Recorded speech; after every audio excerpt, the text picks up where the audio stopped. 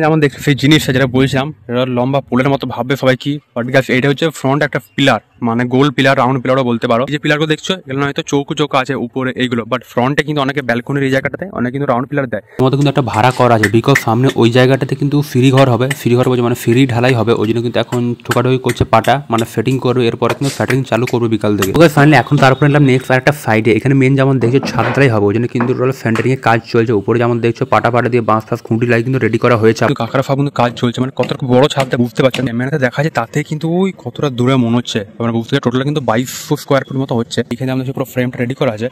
এইখানে যে ফাঁকটা দেখছো এইখানে কিন্তু দেবে, এই বিমটা এখানে বানাবে, এখানে বেরিয়ে থাকবে একটু দেখছো, এখানে পুরো ক্যান্টিলিভার হবে বা সামনের যে ব্যালকনির মধ্যে বেরিয়ে থাকবে এটা। এখানে এত দূর তো ছাদ হলো, বাট এটা হচ্ছে ব্যালকনি বা ক্যান্টিলিভারে বলে বেশিরভাগ বলতে গেলে। কিন্তু পুরো নিচে খুঁটি লাগানো হচ্ছে, আবার সুতো দিয়ে আমাদের সুতোর লাগানো আছে। পাটাটা একটু বড় হতে পারে, বাট ঢালাইটা অদ্ভুত কিন্তু হবে। আমরা এখানে একটা বিম দিয়ে আছে, পাটাগুলো দেখছো কি সুন্দর চকচক করছে একদম, যেহেতু নতুন পাটা।